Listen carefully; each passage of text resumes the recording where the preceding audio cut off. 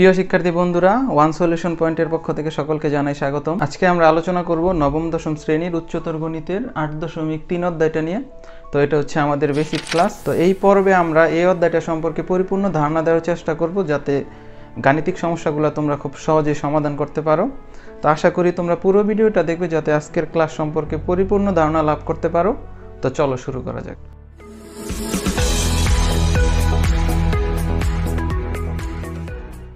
প্রথমে আমরা জানব মাইনাস থিটা কোণের ত্রিকোণমিতিক অনুপাত সমূহ। তো আমি আগেই বলে রাখি যে আমাদের এই অধ্যায়ের যে অঙ্কগুলো করব বা গাণিতিক সমস্যাগুলো করব, সেখানে যদি আমাদের ঋণাত্মক কোণ দেওয়া থাকে, যেমন সাইন মাইনাস থিটা, তো এই ঋণাত্মক কোণ থাকলেও কিন্তু আমাদের অঙ্ক করার সময় ঋণাত্মক কোণটাকে ধনাত্মক কোণ করে তারপরে অঙ্কগুলো সমাধান করতে হবে। তো আমরা সেই বিষয়ে আলোচনা করব। তো দেখো এখানে কি দেওয়া আছে, sine minus theta equal to minus sine theta, cos minus theta equal to cos theta, tan minus theta equal to minus tan theta, cot minus theta equal to minus cot theta, sec minus theta equal to sec theta, cosec minus theta equal to minus cosec theta। আর এই পাশে যে কোণগুলোকে দেখো ধনাত্মক কোণ করে দেওয়া হয়েছে, যে সাইনের পরে কজের পরে কোণগুলো ধনাত্মক। এই সাইনের ক্ষেত্রে আগে মাইনাস আছে, কিন্তু কজের ক্ষেত্রে মাইনাস আসে না। টেনের ক্ষেত্রে আছে, কটের ক্ষেত্রে আছে, কিন্তু সেকের ক্ষেত্রে আবার কিন্তু সামনে মাইনাস হচ্ছে না। মানে আমাদের পরিবর্তন হচ্ছে দুইটা কস এবং সেকের মধ্যে। তো এই ব্যাপারটা যদি আমরা বুঝতে চাই, তাহলে আমাদের আগে প্রথমে এই চিত্রটা ভালো করে লক্ষ্য করতে হবে। এখানে যে চিত্রটা আছে, যে চতুর্ভাগটা দেয়া আছে, এই চতুর্ভাগের এই চিত্রটা হয়তো তোমরা যদি আমার 8.2 এর বেসিক ক্লাসের ভিডিওটা দেখে থাকো, তাহলে হয়তো তোমরা বুঝতে পারবে। আর যারা এই 8.2 এর বেসিক ক্লাসের ভিডিওটা দেখো না, তো আমি এটার লিঙ্ক ডিসক্রিপশনে দিয়ে দিব, যাতে তোমরা এখান থেকে দেখতে পারো। তো আমরা চিত্রটা আরেকবার একটু দেখি। তো এটা আমরা জানি এখানে একটা কোণ আছে। যদি থিটা কোণ তৈরি হয়, তাহলে এই থিটা কোণের বিপরীত বাহুকে বলা হচ্ছে লম্ব। এটা হচ্ছে সবচেয়ে বড় বাহুটা, বা এখানে সমকোণ ধরে নেই।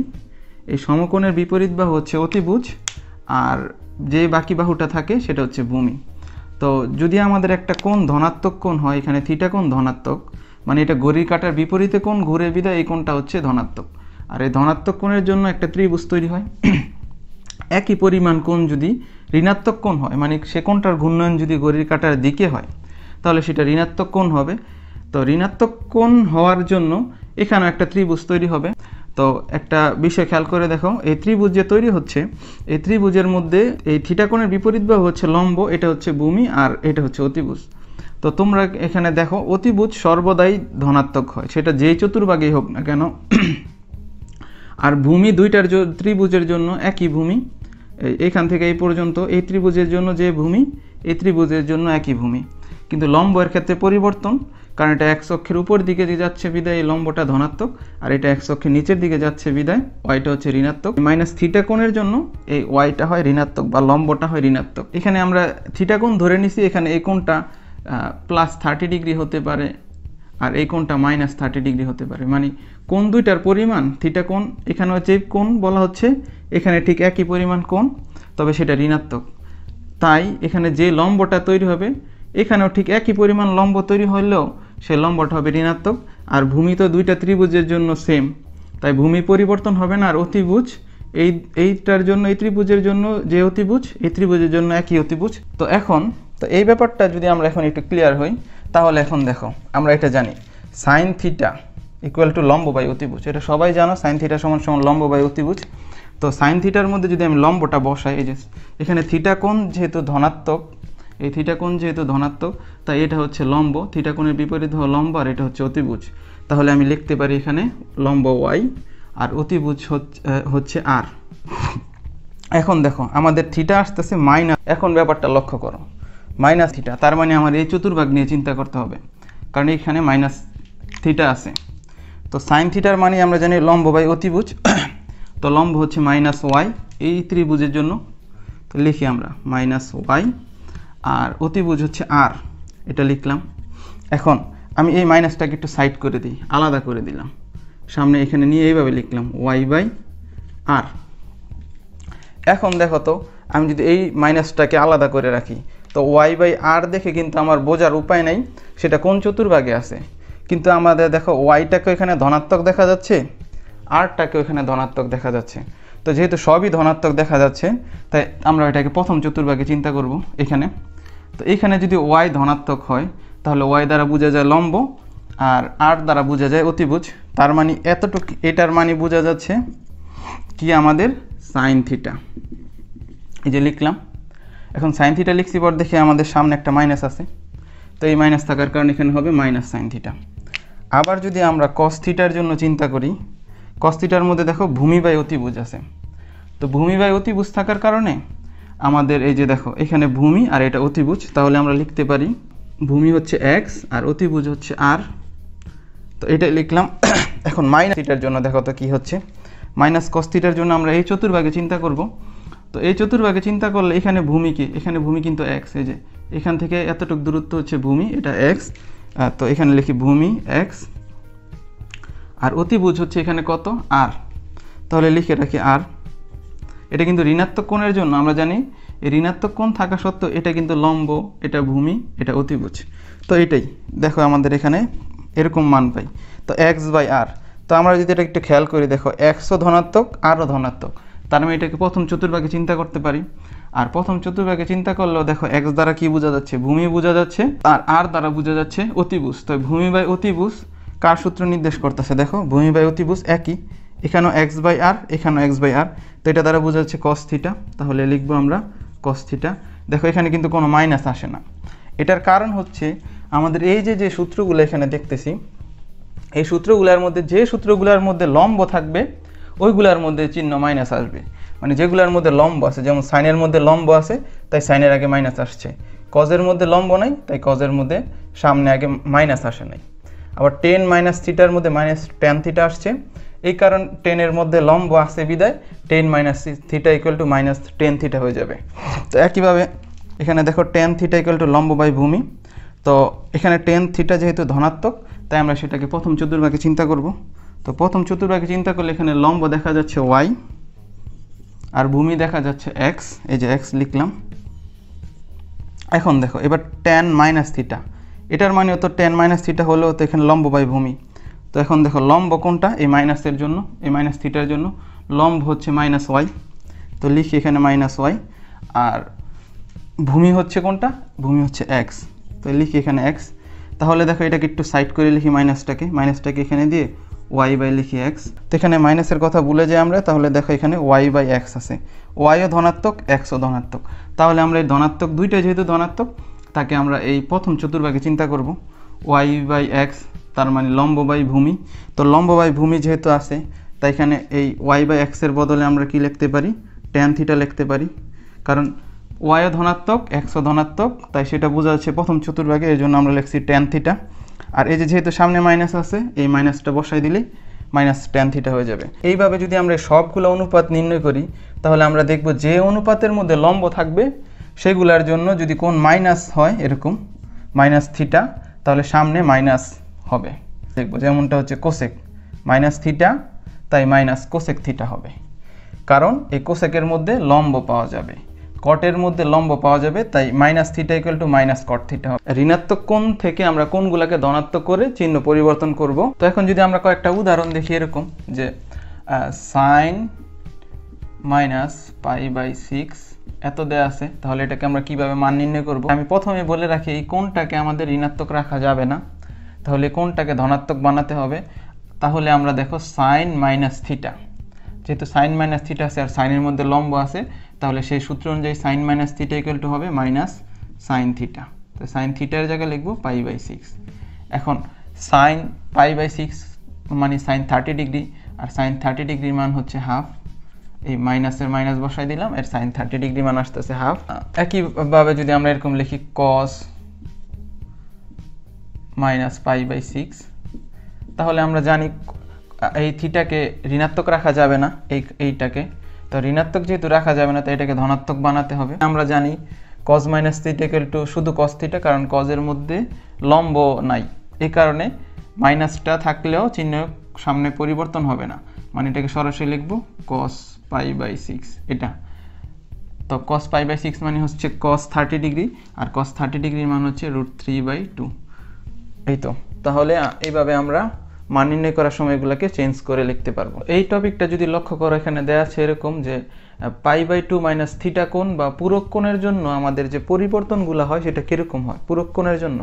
যেমন এখানে দেওয়া আছে সাইন π/2 মাইনাস থিটা, তো এটা দেখলে আমরা বুঝবো এখানে পূরক কোণের কথা বলা হচ্ছে। তো এই পূরক কোণের জন্য আমাদের পরিবর্তনটা কীরকম হবে, যেমন সাইন π/2 মাইনাস থিটা থাকলে কস থিটা হয়, কস π/2 মাইনাস থিটা থাকলে সাইন থিটা হয়, টেন π/2 মাইনাস থিটা হলে কট থিটা হয়, কট π/2 মাইনাস থিটা হলে টেন থিটা হয়। তো এরকম পরিবর্তন হয়। তো এই পরিবর্তনগুলো কেন হয় সেটা আমরা একটু জানবো। তো এই বিষয়টা জানার আগে সবার আগে কয়েকটা কথা বলে নেই। যেমন আমি যদি বলি একটা ত্রিভুজের 3 কোণের যোগফল কত, তাহলে আমরা বলবো এই 3টা কোণের যোগফল হচ্ছে 180 ডিগ্রি। তো এখন একটা কোণ আমার সমকোণ, তাহলে এখান থেকে চলে গেল 90 ডিগ্রি। একটা কোণ যদি সমকোণ হয় তাহলে সমকোণটাকে বাদ দিলে আমাদের শুধু থাকে 90 ডিগ্রি। সমকোণ বাদ দিয়ে দিলে বাকি এই 2 কোণের যোগফল, এই কোণ এবং এই কোণের যোগফল হবে 90 ডিগ্রি, এই 2টা কোণের যোগফল। এখন আমি যদি প্রশ্ন করি এই কোণটা যদি 30 ডিগ্রি হয় তাহলে এই কোণটা কত, তোমরা নিশ্চয়ই বলবে এটা 60 ডিগ্রি। কিভাবে বের করছো, কারণ এই 2টা কোণের যোগফল যদি হয় 90 ডিগ্রি, 2টা কোণের যোগফল হচ্ছে 90 ডিগ্রি, এর মধ্যে একটা 30 ডিগ্রি হয়ে গেলে সেটা যদি বাদ দিয়ে দিই তাহলে অপরটা পেয়ে যাব। অপরটা কত পেয়ে যাচ্ছি, 60 ডিগ্রি পেয়ে যাচ্ছি। এই যে এই কোণ, তার মানে এই কোণ 60 ডিগ্রি। সেটা কিভাবে পাই আমরা 90 থেকে 30 বাদ দিই বা এই থিটা কোণটা বাদ দিয়ে দিই, তাহলেই তো আমরা এই কোণ কত সেটা পেয়ে যাচ্ছি। এখন যদি আমি প্রশ্নটা এরকম করি, আমি কোণটা জানি না, এই কোণটা কত সেটা জানি না, ধরি এই কোণটা থিটা আর এই কোণটা তো দেওয়া আছে 90 ডিগ্রি, তাহলে এটা বাদ দাও। আমি যদি এখন প্রশ্ন করি এই কোণটা কত, তাহলে তোমরা নিশ্চয়ই বলবে এই কোণ এবং এই কোণের যোগফল যেহেতু 90 ডিগ্রি, তার মানে আমরা আগে এটা লিখি এই 2টা কোণের যোগফল হচ্ছে কত, 90 ডিগ্রি। তাহলে এর মধ্যে একটা কোণ জানি থিটা, তাহলে 90 ডিগ্রি থেকে থিটা বাদ দিয়ে দিলে আমরা কোন কোণ পাই, এই কোণটা পাই। যেমনটা এখানে 90 ডিগ্রি থেকে এই 30 বাদ দিয়ে কোণ পাইছি, ঠিক তেমনি এখন এই কোণটা তো জানি না কত, এটা থিটা ধরে নিলে 90 থেকে এটা থিটাকে বাদ দিলে আমরা এই কোণটা পাই। তার মানে এটা বলতে পারি আমরা এই কোণটার মান হচ্ছে 90 মাইনাস থিটা।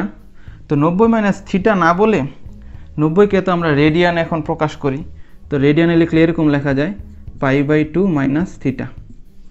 তো আমাদের এখন এই কোণটা যদি থিটা হয়, প্রশ্ন হচ্ছে এই কোণটা কত, এটা তো লম্ব, এটা বাদ, তাহলে এই কোণ এবং এই কোণ, এই 2টা কোণের যোগফল হচ্ছে 90 ডিগ্রি। তো এর মধ্যে একটা জানি থিটা, তাহলে এটা কত, এটা হবে π/2 মানে 90 মাইনাস থিটা। এই তো π/2 মানে হচ্ছে 90 ডিগ্রি, 90 ডিগ্রি মাইনাস থিটা হচ্ছে এই কোণের মান।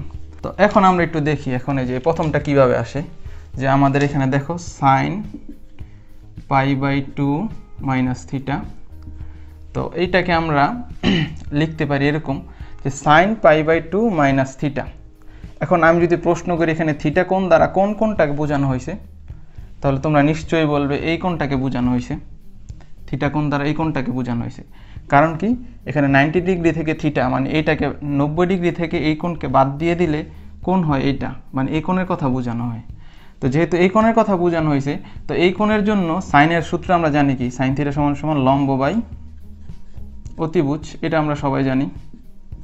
তো এখন কোন কোণটা, থিটা কোণ হচ্ছে এখন এই যে এই পুরোটা, এখন থিটা ধরতে হবে আমাকে এইটা। তো এটার জন্য লম্ব কিন্তু এখন চেঞ্জ হবে, কারণ থিটা কোণের বিপরীত বাহু হচ্ছে লম্ব, তার মানে আগের যে এক্সটা ভূমি ছিল এখন সেইটা হয়ে যাবে লম্ব, আর আগে যেটা লম্ব ছিল সেটা হয়ে যাবে এখন ভূমি। এইটা হবে, কেন হবে, কারণ আমরা জানি থিটা কোণের বিপরীত বাহু বা সূক্ষ্ম কোণের বিপরীত বাহুকে লম্ব বলা হয়। তো এখানে সূক্ষ্ম কোণ হচ্ছে π/2 মাইনাস থিটা, তো এই কোণের বিপরীত বাহুটা তাই এখন লম্ব।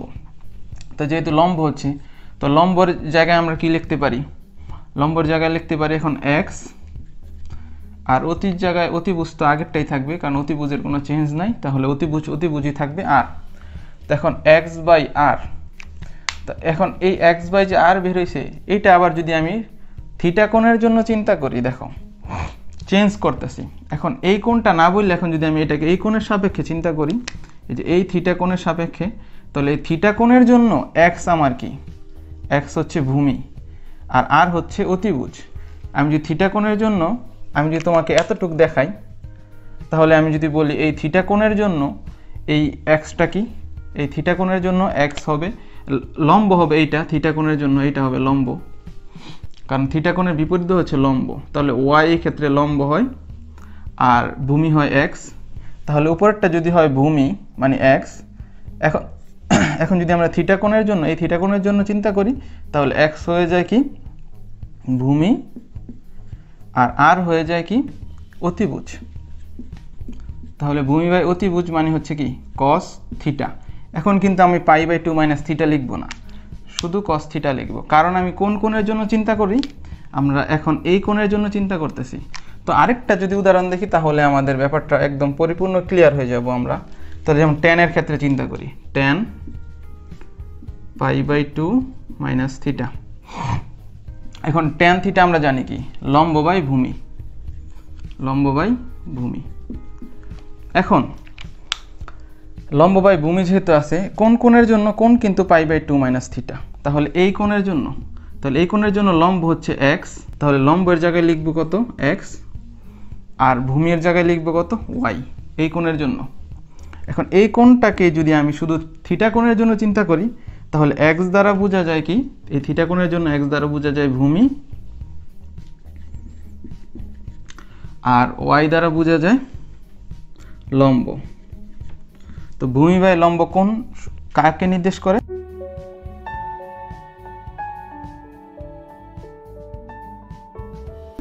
এখন আমরা যে কোনো কোণের জন্য ত্রিকোণমিতিক অনুপাত নির্ণয় করা শিখব, অর্থাৎ যে কোনো কোণ বলতে আসলে n pi by 2 plus minus theta কোণের জন্য ত্রিকোণমিতিক অনুপাত নির্ণয় করা শিখব। n pi by 2 plus minus theta দ্বারা আসলে বোঝানো হচ্ছে কোণটা হতে পারে 100 ডিগ্রি, 500 ডিগ্রি বা মাইনাস 200 ডিগ্রি, মাইনাস 300 ডিগ্রি। তো এরকম যে কোনো কোণের জন্য আমরা এই একটা সূত্র দিয়ে কিন্তু কোণের অনুপাতগুলোকে নির্ণয় করতে পারবো। সূত্রটা হচ্ছে এরকম, sine n pi by 2 plus minus theta equal কত, আসলে প্রশ্নবোধক চিহ্ন, এখানে কি হবে? তো এই ক্ষেত্রে আমাদের একটু খেয়াল করো, এখানে যদিও সূত্রটা অনেক কঠিন দেখা যাচ্ছে, আসলে এটা অনেক সহজ একটা সূত্র। তো এখানে সাইনের পরিবর্তে কস, টেন, কট, সেক, কোসেক এই অনুপাতগুলো হবে। আর n হচ্ছে একটা সাধারণ সংখ্যা, যেমনটা হচ্ছে 1 2 3 4 5 এরকম যে কোনো সংখ্যা হবে। আর সাথে পাই বাই 2 দ্বারা তো বোঝা যাচ্ছে 90 ডিগ্রি, তো এরকম বোঝা যাচ্ছে। তো 90 এর সাথে আমরা কিছু সংখ্যা গুণ করব, 1 নাকি 2 না 3। তো যেমন 180 ডিগ্রি থাকলে আমরা কি করতাম, আমরা এই 2 ইন্টু 90 ডিগ্রি লিখতাম, মানে 2 ইন্টু পাই বাই 2 লিখতে পারতাম। এটা আমরা বিস্তারিত আলোচনা করব। আর প্লাস মাইনাস থিটা, এখানে থিটা দ্বারা বোঝানো হচ্ছে সূক্ষ্মকোণ, যেটা 30 ডিগ্রি, 45 ডিগ্রি, 60 ডিগ্রি মানে 90 এর চেয়ে ছোট কোণ বোঝানো হয়। তো আমরা এটা বোঝার জন্য আমরা এই 3টা পয়েন্ট জানা লাগবে আগে প্রথমে। তো এটা জানতে পারলে দেখবে এই পরিবর্তনগুলো খুবই ইজি হয়ে যাচ্ছে। তো এই সূত্রটা মনে রাখবো, আর 3টা স্টেপ ফলো করে আমরা এখানে কি হবে, পরিবর্তনটা কেমন হবে সেটা নির্ণয় করতে পারবো। তো সেটার জন্য আমাদের প্রথম যে কাজটা করব, তো সেটা হচ্ছে কোণকে প্রথমে 2 ভাগে ভাগ করব। একটা কোণকে, যে কোনো একটা কোণকে 2 ভাগে ভাগ করব। তো 2 ভাগে ভাগ করব, একটা ভাগ হবে 90 এর গুণিতক, মানে 90 এর সাথে 1 বা 90 এর সাথে 2 এরকম গুণিতক হবে। আর দ্বিতীয় অংশটা হবে 90 থেকে ছোট। এই 2টা ভাগে ভাগ করব। যেমনটা আমরা যদি দেখি যে 210 ডিগ্রি দেওয়া আছে ধরো, তো এইটাকে প্রথমে আমাদের, এটা তো সাইন থাকবে এখানে, তো আমি এগুলো পরে বলছি, আগে সাইন এগুলো পরে। আগে ধরো একটা কোণ দেওয়া আছে এরকম, তো কোণটাকে 2টা ভাগে ভাগ করব। তো একটা হচ্ছে কি 90 এর গুণিতক, তো 90 এর গুণিতক যদি আমরা প্রকাশ করি এরকম 2 ইন্টু 90, তার মানে আমরা এরকম করতে পারি। তো 90 দুগুণে কত, 180, আর 210 হতে কত হয়, 210 হতে হয় 30 ডিগ্রি দরকার। তো এই দেখো, তার মানে এটার মধ্যে 2টা পার্ট হয়ে গেল, এই যে এই একটা অংশ আর এই একটা অংশ। তো এই অংশটার মধ্যে আমরা বলছিলাম 90, তো 90কে আমরা লিখব পাই বাই 2, এই হয়ে গেল এই পাই বাই 2। আর এই 2টা যে আছে, এই 2টা আমার প্রকাশ করছি কোন সংখ্যা, এই nটা, n নির্দেশ করতেছে এই 2 দিয়ে। আর এই 30 নির্দেশ করতেছে কি থিটা, বা থিটার পরিবর্তে আমরা কি হইতে পারে, এখানে 30 ডিগ্রি, 45 ডিগ্রি, 60 ডিগ্রি এরকম কোণ হইতে পারে। আর এখানে প্লাস হচ্ছে, আবার কোণ যদি শর্ট পড়ে যায়, মানে আবার মাইনাসের ট্র্যাকটা দেখায় এরকম, আমাদের যদি এরকম হয় 150 ডিগ্রি, তো এই কোণটাকেও কিন্তু আমরা 2টা ভাগে ভাগ করতে পারি। আমরা কি লিখলাম, আমরা 2 ইন্টু 90 লিখলাম, তাহলে কত হয়, এটা 2 × 90 লিখলে হয় যে 180। তো 180 হতে আর লাগে কত, 30 ডিগ্রি। দেখো আমরা 50 ছিল 150, কিন্তু আমি লিখছি 180, তার থেকে 30 বিয়োগ করলেও কিন্তু 150 হয়ে যাচ্ছে। তো এইটাকেই আমরা এইভাবে প্রকাশ করলাম। তো সেটাকেও কিন্তু এই সূত্রের আকারটা দেওয়া যায় এরকম, এই 2 হচ্ছে আমার n, 90 হচ্ছে π/2, এটা গুণ আকারে আছে, আর এখন মাইনাস থিটা মানে সূক্ষ্মকোণ। তো আশা করি এই ব্যাপারটা বুঝতে পারছো প্রথম পার্টটা। তো এখন আমরা যদি এই দ্বিতীয় ধাপে চলে যাই, দেখো এখানে কি লেখা আছে, n জোড় হলে অনুপাতের কোনো পরিবর্তন হবে না, কিন্তু n বিজোড় হলে অনুপাতের পরিবর্তন হবে। এবং পরিবর্তনটা কেমন হবে, সাইন থাকলে কস হবে, টেন থাকলে কট হবে, আর সেক থাকলে কোসেক হবে। তো এখন n জোড় আর n বিজোড় বলতে কি বোঝা যাচ্ছে, যেমন আমি এই অনুপাতটাকে যদি আমি লিখি যে সাইন 2 × π/2 প্লাস থিটা, দেখো এরকম দেয়া আছে। তো এই যে আমি বলছিলাম এই সংখ্যাটা আমার কি প্রকাশ করে, এই সংখ্যাটা আমার n প্রকাশ করে। তো এখন দেখো তো n কি আছে, n জোড়, যেহেতু n জোড় আছে তাই এই সাইনের কোনো পরিবর্তন হবে না। তাহলে সেটা কি হবে, এই পাশে হবে সাইন, শুধু সাইন থিটা হবে। এখন n যদি বিজোড় হয় তাহলে কিন্তু অনুপাতের পরিবর্তন হবে। যেমন এইখানে যদি আমি এরকম লিখি tan 3π/2 মাইনাস থিটা, এটা আছে ধরো। এখন এখানকার n মানে হচ্ছে π/2 এর আগে যে থাকে সেই তো n, যে π/2 এর আগে যে আছে সেই তো n। এখন এই সংখ্যাটা কি, এই সংখ্যাটা এখন বিজোড়। তো এই বিজোড় হয়ে গেলে অনুপাতটা চেঞ্জ হবে, এবং 10 চেঞ্জ হয়ে কি হয়, 10 চেঞ্জ হয়ে কট হবে। তাহলে এখানে হবে কট, আর এই যে থিটাটা আছে এখানে কট থিটা লিখে দিব। একইভাবে সাইন থাকলে পরিবর্তন হবে কস, আবার কস থাকলেও কিন্তু সাইনে পরিবর্তন হবে। 10 থাকলে হবে কট, আবার কট থাকলে পরিবর্তন হবে 10, যদি সেটা n বিজোড় হয়ে যায়। আর জোড় হলে কিন্তু পরিবর্তন হবে না, যেমন এখানে জোড় হলে আর এখানে কোনো পরিবর্তন নাই, কিন্তু এইখানে এটা বিজোড়, তাই বিজোড় হয়ে যাওয়ার কারণে কিন্তু এই 10টা পরিবর্তন হয়ে কট হয়ে গেছে। এরকম সেক থাকলে কোসেক হবে, আবার কোসেক থাকলে সেক হবে যদি আমাদের nটা বিজোড় হয়ে যায়। এই একটা নিয়ম গেল। আর তৃতীয় নিয়ম হচ্ছে কোণের অবস্থান কোন চতুর্ভাগে আছে তা নির্ণয় করতে হবে, এবং নিয়ম অনুযায়ী চিহ্ন পরিবর্তন করতে হবে। আর কোণের অবস্থান অক্ষের উপরে হলে চিহ্ন প্লাস হবে। তো আগে আমরা বলি কোণের অবস্থান কোন চতুর্ভাগে পড়বে সেটা অনুযায়ী কিন্তু চিহ্ন পরিবর্তন হয়। এখন যদি আমরা এই পুরো সূত্রটা প্রয়োগ করি তাহলে ত্রিকোণমিতিক অনুপাত কিভাবে নির্ণয় করব এখন দেখব। এই 3টা ধাপ সহ এখন আমরা এই ব্যাপারটা প্রয়োগ করব। তো ধাপ বাই মানে 3টা স্টেপ ধাপে ধাপে আমরা প্রয়োগ করব। তো আমাদের প্রথম কাজ হচ্ছে কোনটা কি 2টা ভাগে ভাগ আছে কিনা। যেমন এখানে দেখো এই একটা ভাগ, এই একটা ভাগ, 2টা ভাগে ভাগ করা আছে। না করা থাকলে আমরা কিভাবে ভাগ করব সেটা আমি একটু পরে আলোচনা করব। তো এখন দেখো প্রথমে কোনটাকে 2টা ভাগে ভাগ করতে হবে। তখন দেওয়াই আছে যেহেতু, আর আমাদের ভাগ করার দরকার নেই। এখানে 2টা ভাগ আছে, এই যে প্লাসের এই অংশ একটা ভাগ, আর এই যে থিটা আরেকটা ভাগ, 2টা ভাগ।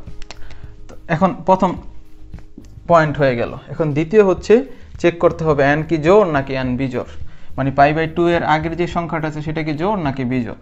এখন জোড় নাকি বিজোড় সেটা চেক করে দেখলাম এটা n9 বিজোড় সংখ্যা। তো এই সংখ্যাটা যেহেতু বিজোড় তাই এই অনুপাতটা চেঞ্জ হবে, পরিবর্তন হবে। পরিবর্তন হয়ে 10টা কি হবে, 10টা কট হয়ে যাবে। এই যে 10 থাকলে কট হয়ে যায়। তো আমরা প্রথমে এখানে লিখব কট, এই যে পরিবর্তন লিখলাম কট। এখন এই যে থিটা আছে সেই থিটাটা এখন কটের সাথে বসাই দিব, পরিবর্তন করে যে থিটা পাবো সেটা বসাই দিব। এখন আমাদের প্রশ্ন হচ্ছে এই কটের সামনের চিহ্নটা কি হবে সেটা নিয়ে কাজ।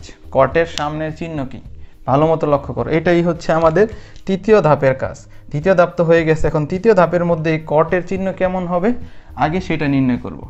এখানে চিহ্ন কি হবে সেটা বের করার জন্য চতুর্ভাগ নিয়ে জানতে হবে। তো দেখো চতুর্ভাগটা আমি যদি লিখে রাখি, এখানে হচ্ছে অল সাইন ট্যান কস, সাইনের সাথে আছে কোসেক, টেনের সাথে আছে কট, আর কজের সাথে আছে সেক। এখন আমরা চতুর্ভাগটা নির্ণয় করবো। দেখো এখানে 9π/2 মানে 9টা π/2 মানে হচ্ছে 9টা 90 ডিগ্রি আছে। তাহলে 9টা 90 ডিগ্রি থাকা মানে হচ্ছে এরকম ঘোরাতে হবে, 9টা 90 ডিগ্রি ঘোরাতে হবে। তাহলে দেখো এখানে 1টা 2টা 3টা 4টা 5টা 6টা 7টা 8টা এই 9টা 9টা আসার পর দেখো এখানে প্লাস থিটা আছে, প্লাস থিটা মানে কিছুটা সামনে আগাইতে বলা হচ্ছে। প্লাস মানে যেহেতু বাড়বে, যেমন থিটা মানে সূক্ষ্মকোণ, আর সূক্ষ্মকোণ মানে হচ্ছে 0 ডিগ্রির চেয়ে বড় এবং 90 ডিগ্রির চেয়ে ছোট। তাহলে আমাদের এখানে সূক্ষ্মকোণ মানে হচ্ছে ধরে নাও যদি সেই কোণটা 10 ডিগ্রিও হয় তাহলেও কিন্তু এই ঘরে পড়বে, এখানে মানে দ্বিতীয় চতুর্ভাগে পড়বে। তো যেহেতু দ্বিতীয় চতুর্ভাগে পড়বে, তো দ্বিতীয় চতুর্ভাগে সাইন আর কোসেক ছাড়া সবাই ঋণাত্মক।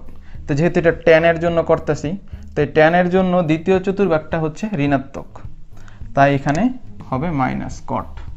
এভাবে এখানে চিহ্নটা কী হবে সেটা নির্ণয় করতে হবে। তো এখন দেখো দ্বিতীয় এখানে থিটাটা একটু বুঝে নাও। যদি আমাদের 9টা 90 ডিগ্রি অতিক্রম করার পর যদি প্লাস দেওয়া থাকে, প্লাস থিটা দেওয়া থাকে, তাহলে আমরা সামনে আগাবো। আর যদি মাইনাস থিটা দেওয়া থাকে তাহলে পিছনে আগাবো। আর যদি কিছু দেওয়া না থাকে তাহলে আমরা অক্ষের উপরে থাকবো। এই 3টা কথা মনে রাখবো। এখানে যদি প্লাস থিটা দেওয়া থাকে তাহলে ওই অক্ষ থেকে সামনে আগাবো, মাইনাস থিটা দেওয়া থাকলে ওই অক্ষ থেকে পিছনে যাব, আর কিছু না দেয়া থাকলে মানে 0 দেওয়া থাকলে অক্ষের উপরে থাকবো। তো এরকম একটা দেখি, এটার মধ্যে দেখো কি দেওয়া আছে। দেখো প্রথমে 1 নম্বর ফর্মুলা হচ্ছে কোণকে 2টা ভাগে ভাগ করতে হবে। এখানে 2টা ভাগে ভাগ আছে, এই একটা। এখন আমরা চেক করব নিয়ম 2, n কি জোড় নাকি বিজোড়। এখানে nটা মানে হচ্ছে 9, এই 9 বিজোড় সংখ্যা। তো বিজোড় থাকার কারণে টেন পরিবর্তন হয়ে যাবে কট। আর এই যে সূক্ষ্ম কোণটা বা থিটা কোণটা দেওয়া আছে, এটা থিটা এখানে বসাই দেব, বাস। এখন সামনের চিহ্ন কি হবে সেটা নির্ণয় করব। তো এটা দিয়ে দেখাচ্ছি আগে। ধরো আচ্ছা, এটা একটু মুছে আবার একটু চিন্তা করো। দেখো এখানে 9, তার মানে এরকম ঘুরবে 9টা কোণ, 4টা হয়ে গেল, আবার ঘুরে আগের জায়গায় আসলে 8টা হয়ে গেল, এখানে আসলো 9টা। এখন এই অক্ষের উপরে আছে, দেখো খেয়াল করো, যেহেতু অক্ষের উপরে আছে, এখন দেখো আমি বলছি মাইনাস থাকলে পিছনে যাব, প্লাস থাকলে সামনে আগাবো। যেহেতু এটা মাইনাস দেওয়া আছে তাই আমরা সামনে এদিকে আর আসতে পারবো না, এদিকে আসতে পারবো না, আমাকে পিছনে ব্যাক করতে হবে, মানে এইখানে থাকতে হবে। এখানে পিছনে ব্যাক করা মানে থিটা ধরে নাও কিছুটা কোণ অতিক্রম করার কারণে এখানে পিছনে গেল, পিছনে গিয়ে এইখানে অবস্থান হলো। তো এখানে মানে হচ্ছে অল, আর অলের মধ্যে সবাই পজিটিভ, তাই এখানে প্লাস হবে। প্লাস হলে কিন্তু চিহ্ন আবার প্লাস দেওয়ার কোনো দরকার নেই, তো মনে রাখবে এখানে প্লাস চিহ্ন। তাই আমি এটা মুছে রাখি, যাতে মনে রাখো এখানে প্লাস হয়ে যায়। এখন তৃতীয়টা সাইন, এটা একটু হিজিবিজি হয়ে গেছে, এখানে আরেকটা করে নেই, অল সাইন টেন কস। এখন দেখো এখানে তো এখানে 2টা ভাগে ভাগ আছে কিনা। প্রথম ধাপ কি, যে আগে চেক করতে হবে এটা 2টা ভাগে ভাগ আছে কিনা। এখন দেখো নাই, তো যেহেতু নাই 2টা ভাগে ভাগ করতে হবে। দেখো আমাদের এখানে কোণও নাই, একেবারে পরিপূর্ণ দেওয়া আছে, 14টা 90 ডিগ্রি দেওয়া আছে। তার মানে যেহেতু এক্সট্রা কোনো কোণ নাই, তার মানে আমাদের ভাগ কিভাবে করব, আগে লিখব 14 π/2। এখন আমরা যেহেতু কিছুই নাই তাই আমরা প্লাস দিয়ে 0 ডিগ্রি দিয়ে রাখবো, মানে 0 যার কোনো ভ্যালু নাই। তা 0 মানে কিন্তু সে অক্ষের উপরে হয়ে যায়। আচ্ছা এখন আমরা এটা দেখব, কিছু নাই বিধায় আমরা সেখানে +0 দিল। যেমন আমি যদি 10-এর সাথে +0 করি 10ই হবে, আবার 10-এর সাথে যদি -0 করি তাহলেও 10 হবে। তার মানে এখানে 0টা প্লাস কি মাইনাস যেটাই হোক না কেন এখানে মান কিন্তু আগেরটাই থেকে যায়। তাই এখানে আমরা সবসময় মাইনাস দিই না, আর কি প্লাস দিয়ে বোঝার জন্য, ভালো সুবিধার জন্য এখানে প্লাস দিয়ে রাখছি। তো এখন দেখো 2টা ভাগ হয়ে গেল, তার মানে আমাদের 1 নাম্বার কাজটা কমপ্লিট হলো। প্রথমে 2টা ভাগে ভাগ করতে হবে, লিখলাম 2টা ভাগে। দ্বিতীয় হচ্ছে এবার চেক করবো n জোড় নাকি বিজোড়। দেখা যাচ্ছে nটা কি জোড় 14, তার মানে সাইনের কোনো পরিবর্তন হবে না, তো সাইনের জায়গায় লিখে রাখবো। আর এখানে কি দিব, দেখো এখানে যে থিটাটা আছে সেই থিটাটা বসাই দিব, মানে 0 ডিগ্রি। তো বসাই দিলাম, এটার কাজ শেষ, যে n এর কাজ করলাম, আর কাজ করে এই কোণটা যে আছে সূক্ষ্ম কোণটা এটা এখানে বসাই দিলাম। এখন প্রশ্ন হচ্ছে সামনের চিহ্ন কি হবে। এখন কোণ আছে কত, 14টা 90 ডিগ্রি আছে, তা আমি যদি ঘুরাই এরকম 4টা, আবার ঘুরে আগের জায়গায় আসলে 8টা, তারপরে ঘুরে আবার আসলে 12টা, এখানে আসলে 13, এখানে আসলে 14, এখন আছে 14-এর পর দেখো +0, তার মানে 14-এর পর সে আর কোনো দিকে নড়াচড়া করতে পারবে না, না উপরে যেতে পারবে না নিচে যেতে পারবে, তার মানে এই অক্ষের উপরে হয়ে যায়। খেয়াল করে দেখো, তাই অক্ষর উপরে হয়ে যাওয়া মানে কি, যাওয়া মানে হচ্ছে প্লাস, সামনের চিহ্নটা কি হবে, প্লাস হয়ে যাবে। অক্ষের উপরে থাকলে আমি বলছি চিহ্ন প্লাস। এখন কাজ হচ্ছে সাইন 0 ডিগ্রি মান কত, সাইন 0 ডিগ্রির মান 0। আমরা যদি আরও কিছু উদাহরণ দেখি এরকম, তো আমরা একটু উদাহরণগুলো করবো একটু কঠিনের দিকেও যাবো আস্তে আস্তে। তো sec পাই প্লাস থিটা, এখানে কিন্তু দুইটা ভাগে ভাগ করা আছে, কিন্তু তারপরেও ভাগ করা থাকলেও আমি বলছিলাম একটা অংশ হবে 90 এর গুণিতক, মানে n π/2 এরকম হতে হবে, n π/2, এই যে n π/2 বানাতে হবে। তাহলে এখানে কিন্তু n π/2 নাই, এখানে π/2 যেহেতু দেয়া নাই, তাহলে আমাদের এটা বানাতে হবে আগে। সেটা কিভাবে বানাবো? পাই মানে হচ্ছে কত? 180 ডিগ্রি, কিন্তু আমাকে বানাতে হবে 90 ডিগ্রি, মানে π/2 বানাতে হবে। তাহলে 180-কে 2 দ্বারা ভাগ করতে হবে, তাহলে হয়ে যায় 90 ডিগ্রি। কিন্তু আমাদের দেখো এখানে শুধু পাই আছে, তাহলে পাইকে আমি π/2 বানাবো। তো পাইকে যদি আমি π/2 বানাতে চাই, তাহলে π/2 বানিয়ে সামনে একটা 2 গুণ করে দিই, তাহলে কাটাকাটি করলে পাই আসতেছে আগেরটাই, এই 2, তার মানে আগের পাই আমরা ফিরে পাচ্ছি। তো এখন আমাদের কি sec এখানে লিখলাম, তারপরে পাইয়ের পরিবর্তে আমরা কি লিখতে পারি? 2 × π/2, যাতে আমরা এই সূত্রের আকারটা দিতে পারি n π/2। তো এখানে n এর জায়গায় 2 হচ্ছে 2 π/2 প্লাস থিটা। এখন যদি এটা লিখি দেখো, তো এখানে secটা কি হয়ে যায়, এখানে 2 যেহেতু জোর, তাই secএর কোনো পরিবর্তন হবে না, তাই secই থাকবে, আর থিটাটা বসিয়ে দিব, এই যে এখানকার বসিয়ে দিলাম। তো এখন দেখো তো আমাদের কোনটা কি হয়, চিহ্নটা কি হবে এবার এই সামনে secএর সামনে, সেটা বের করব। তো চিহ্নটা কি হবে সেটা আমরা দেখি একটু, দুইটা 90 ডিগ্রি অতিক্রম করব, 2 π/2, তার মানে এখান থেকে এখানে এই যে এরকম দুইটা আসলো, আসার পর যেহেতু প্লাস থিটা দেয়া আছে, তাই সামনে আগাবো, এখানে আসবো। তো এটা কার ঘর? এটা টেন আর কটের ঘর, তাই যেহেতু এখানে sec আছে আর গড় হচ্ছে টেন আর কটের, তাই চিহ্নের সামনে একটা মাইনাস হয়ে যাবে। আর যদি এইটা আমরা লক্ষ্য করি, এই যে এইখানে দেখো এখানে কি আছে, কোসেক 2 পাই আছে মাইনাস থিটা, তো আমরা কোসেক এটা লিখলাম। এখন আমরা দেখো এখানে 2 এর জায়গায় 2 রাখি, আর আমরা জানি পাইকে π/2 বানালে সামনে একটা 2 দিয়ে × π/2 দিতে হয়, তাহলে এই 2 কাটা গেলে আগের এই 2 পাই থাকতেছে, আর যা আছে মাইনাস থিটা সেটা লিখে দিলাম। এখন দেখো তো কি হয়, এটাকে লিখতে পারি কোসেক 4 π/2 মাইনাস থিটা। এখন আমাদের এই 4টা কি, 4টা জোর, তাই কোসেকই থাকবে। এখন কোসেক আছে, তাই আমরা এখন কয়বার ঘোরাবো এখন, আর এই থিটাটা বসিয়ে দিই আগে। তারপর আমাদের কাজ কি, 4 বার 90 ডিগ্রি ঘোরানোর পর এখানে যেহেতু মাইনাস আছে পিছনে যাব, তো আগে 4 বার 90 ডিগ্রি ঘুরাই, এখান থেকে ঘুরে আবার এখানে আসলে এই 4 বার হয়ে গেল, 1টা 2টা 3টা 4টা 90 ডিগ্রি হয়ে গেল। 4টা 90 ডিগ্রি হয়ে যাওয়ার পর আমাদের মাইনাস থিটা, তার মানে আমাদের সামনে যেতে বলে নাই, মাইনাস মানে আবার পিছনে ব্যাক করতে বলা হচ্ছে, তার মানে এই চতুর্ভাগে অবস্থান, মানে চতুর্থ চতুর্ভাগে আছে। চতুর্থ চতুর্ভাগ হচ্ছে কজ আর সেকের, তাই যেহেতু এটা কোসেক, তাই নিশ্চিতভাবে বলা যায় এখানে মাইনাস আসবে, তো মাইনাস কোসেক থিটা। এখন আমরা যে অঙ্কটা সমাধান করব, এই অঙ্কটা একটু কঠিন, তবে আমাদের যদি আজকের পুরো ক্লাসটা আমরা বুঝে থাকি, তাহলে এই অঙ্কটা খুব সহজেই আমরা মান নির্ণয় করতে পারবো বা সমাধান করতে পারবো। তো এখন এই অঙ্কটার কারণ এই অঙ্কের মধ্যে আমাদের সবগুলা নিয়ম মোটা চলে আসবে এটা যদি করি। তো প্রথমে আমরা দেখো, আমরা যেটার মান নির্ণয় করব এই অংশটার, তো মান নির্ণয় করার জন্য দেখো এখানে tan মাইনাস থিটা মাইনাস 23 π/6। তো আমি প্রথমে বলে রাখছি যে এখানে কোণগুলাকে ঋণাত্মক রাখা যাবে না, এই থিটাটাকে ঋণাত্মক রাখা যাবে না। আর যদি থিটাকে এরকম ঋণাত্মক রাখা না যায়, তাহলে আমরা এখানে একটা সূত্র এরকম পড়ছিলাম শুরুতে, tan minus theta equal to minus tan theta. এটা কেন হয় আমি বলছি, এখানে থিটাটাকে মাইনাস রাখা যাবে না, তাই এখানে এর জন্য সেটা চেঞ্জ করার জন্য আমরা কি করি, এই টেনের মধ্যে যেহেতু লম্ব আছে, কারণ আমরা জানি টেনের সূত্রটা হচ্ছে টেরা লম্বা ভূত, তার মানে লম্ব বাই ভূমি আছে, আর যেহেতু লম্ব আছে তাই এই মাইনাস থিটাটা থাকার কারণে সামনে মাইনাস চলে আসবে। তো tan minus theta equal to minus tan theta, তো এটা হয়। তো ঠিক এইটা যখন সমাধান করব, তাহলে আমরা কি লিখব, মাইনাস tan 23 π/6। তো এইটা আমরা আগে প্রথমে হিসাব করলাম। তো এখন দেখো এখানে সামনে মাইনাস চলে আসছে, ঠিক এই যে এটার মতো। তো এখন আমাদের আবার এখন এই সূত্রটা প্রয়োগ করতে হবে। দেখো এখানে থিটা কিন্তু একসাথে আছে, তো আমাদের আগে এটাকে 2টা ভাগে ভাগ করব, এরকম 2টা ভাগে ভাগ করব, এটাকে আমরা 2টা ভাগে ভাগ করব, n π/2 প্লাস মাইনাস থিটা, এরকম 2টা ভাগে ভাগ করব। তো এই দুইটা ভাগে ভাগ করার জন্য আগে জানতে হবে আমাদের এখানে মোট কত ডিগ্রি আছে। তো সেটা যদি জানতে চাই তাহলে দেখো আমরা এখানে হিসাবটা করে রাখছি, তোমরা ক্যালকুলেটার দিয়ে একটু করে নেবে। যে 23 π/6 এটা লিখলাম, এই যে থিটাটা এখানে লিখলাম।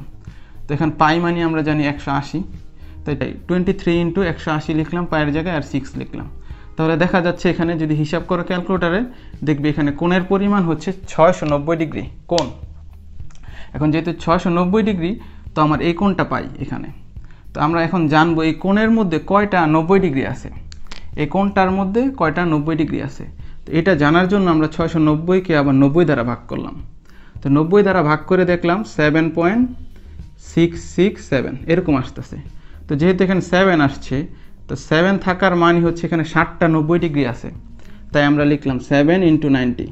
তো 7 × 90 এটা আমাদের হিসাব করলে আসে 630 এখানে। তো 630 আসে, কিন্তু আমাদের টোটাল কোণ হচ্ছে 690। তাহলে 630-এর সাথে কত যোগ করলে 690 হয়? তাহলে এখানে 60 ডিগ্রি 60 ডিগ্রি যদি আমরা এখানে যোগ করে দিই, তাহলে আমাদের আসতেছে 690। তো এখন এটাই আমরা লিখি, তাহলে এই ভাগটা এইভাবে 690কে আমরা লিখতে পারি 7 × 19 + 16। তাহলে আমরা এটাকে যদি আমরা রেডিয়ানে প্রকাশ করি তাহলে লিখতে পারি 7, 90-এর জায়গায় লিখব π/2, আর প্লাস 60কে আমরা কিন্তু π/3 লিখতে পারি, এটা লিখতে পারি। তাহলে কিন্তু আমাদের কোণটা দুই ভাগে ভাগ হয়ে যায়, এই যে দেখো। তাহলে আমরা এখানে এটা লিখতে পারি 23 π/6 এর পরিবর্তে লিখবো আমরা 7 π/2 + π/3, এটা লিখতে পারি। এখন দুইটা ভাগে ভাগ হয়ে গেছে। তাহলে আমাদের দুইটা ভাগে ভাগ হওয়ার পর নিয়ম আমার 2, সেই 2-এর মধ্যে বলছে n জোড় নাকি n বিজোড়। তো দেখলাম আমরা n বিজোড়, বিজোড় হলে আমাদের এই 10টা পরিবর্তন হয়ে যাবে। তো 10 পরিবর্তন হয় কট হয়ে গেল। তারপরে যে থিটাটা আছে সেই থিটাটা এখানে বসাই দেব, এখন বসাই দেব। কিন্তু আমাদের কাজ কিন্তু এখনো শেষ হয় নাই, কারণ আমাদের এখন কোন চতুর্ভাগে আছে সেটা খুঁজতে হবে। এই মাইনাসটা কিন্তু হচ্ছে এই যে এইখানকার মাইনাস, কিন্তু কোন চতুর্ভাগে আছে সেটার মাইনাস কিন্তু এখনো বের করি নাই। তো সেটা বের করার জন্য আমাদের চতুর্ভাগ চেক করতে হবে। এটা জানি অল সাইন ট্যান কস। তো যেহেতু আমাদের এই ট্যান থেকে ট্যান দিয়ে হিসাব করতেছি, তাই দেখো আমাদের কোণ হচ্ছে 60টা 90 ডিগ্রি অতিক্রম করার পর এই যে আরও 60 ডিগ্রি অতিক্রম করতে হবে। 60টা 90 ডিগ্রি অতিক্রম করার পর আরও 60 ডিগ্রি যেতে হবে। তাই 60টা কীভাবে, এখানে আসলে 4টা হয়ে গেল, এই 5টা 6টা 7টা, 7টা হয়ে আরও 60 ডিগ্রি অতিক্রম করলে এই চতুর্ভাগে পড়তেছে। যেহেতু এই চতুর্ভাগে পড়ে, তাহলে এটা হচ্ছে কজের গড়, কিন্তু আমার এখানে ট্যান, তাই আমাদের এখানে আসবে ঋণাত্মক। তাই আমরা সামনে একটা মাইনাস দিয়ে রাখবো, এই যে। কারণ কি? কারণ আমাদের এই চতুর্ভাগে পড়তেছে, চতুর্থ চতুর্ভাগে, আর চতুর্থ চতুর্ভাগে ট্যান ঋণাত্মক, এই যে এই ট্যান ঋণাত্মক বিদায় এই যে এখানে সামনে মাইনাস আসলো। তখন এই মাইনাসে হিসাব করলে আবার গুণ করলে প্লাস হয়ে যায় cot π/3। cot π/3 মানে cot 60 ডিগ্রির মান হচ্ছে 1/√3, এটা হবে অ্যান্সার।